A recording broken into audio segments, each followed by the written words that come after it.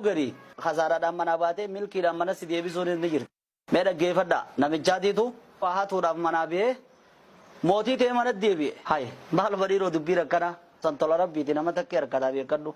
Hattuudha jee isaa ka'ee masjida gubbaan utaalee seenee masjida keessaa maaliin fuudhee jiru waraannetti dhufe. Waraanni dhufee kun bilaashatti hin dhufne mootichaatu intala qaba taheeruma geesse. Maal jee mootichi intala tiyya tana nama hirriiba dhiisee sa'aa tana masjida rabbii keessa jiruuf malee intala tiyyan kannu deemaati nama hirriiba dhiisee masjida ibaadaa godhu jiru naa barbaadaa jeebo. Deemaa naa laalaa jee akkasi kutanii hulaa masjida guni fida kan masjidni cufa.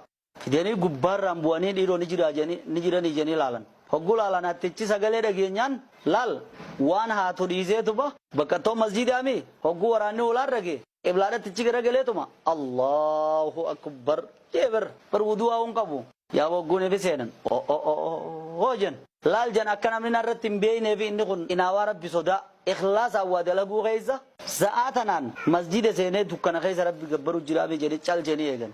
Inninis basaasa ala kanaan himee miti gizeedhan seenu jiru. Yoo niifin salaata kana fixadhe jeetuma salaatuma qabe. Assalaamu alaikum. Allahu akbar. Huma jammas ni dheereessa. Hogguu boodaa firraa hogguu halkan bari'uu dhadhiyaatan. Ittichi deemaa waliin jiran hogguu niifinni assalaamu alaikum jee qacam godhaa waliin jiran. Osoo salaata lammee isaanii dhanne. Kasiggaa hoggaa niifinni salaamata obbaafate qacam godhani. Onneensa akkana dhawate.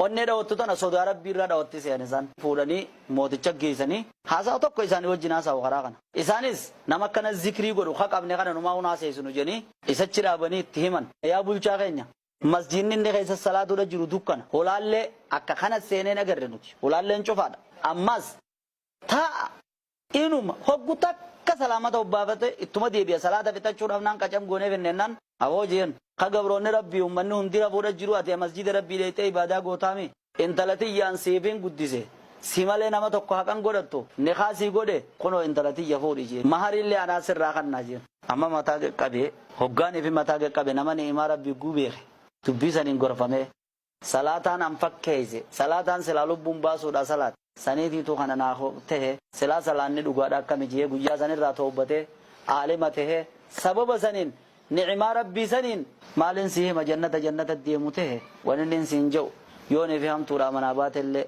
toltuudha mana si haa deebisuun siin jaa. Assalaamu alaikum warahmatullahi wabarakatuh.